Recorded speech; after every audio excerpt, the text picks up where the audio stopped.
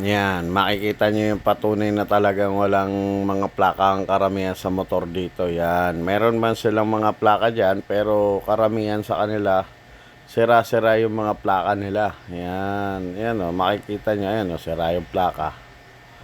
Ayan o, kahit tutukan natin yan, ayan o, walang plaka talaga karamihan sa mga tricycle na yan. Yan, paano kaya nakalulusot yan sa mga ano, ayan, Maynila yan. Yung inanuhan ko na yan, Maynila yan. Yan, paano kung ano yan, makadisgrasya ng kapwa natin? May pamilya. Paano yung mangyayari dyan? Ayan, tingnan nyo, nagsusugal pa sila sa gilid ng kalsada. Yan. Nagkakarakros sa mga bossing natin na mga tricycle driver. Yan, karamihan walang plaka. Ayan, yung iba nga, karamihan colorum. Ayan o, ayan o, ayan. Tignan nyo naman, o. Pag yan nakadisgrasya at nakapatay ng isang pamilya o nakaipit man lang o nadurog yung kung ano man.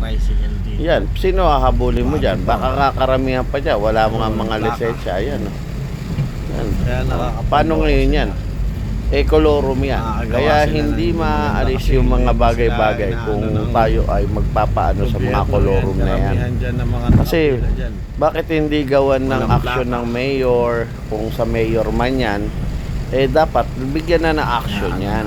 Kasi hihintayin pa ba natin na may mawala sa isang pamilya bago natin lagyan ng aksyon na walang plaka ang mga ginagamit na tricycle?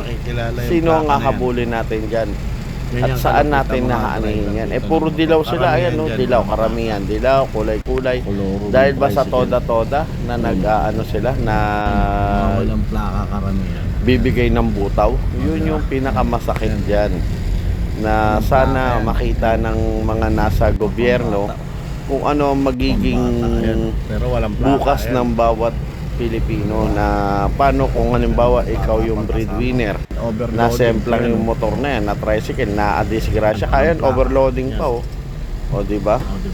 Na-disgrasya ngayon, natamaan ka ngayon, hindi mo ngayon sino magbabayad doon?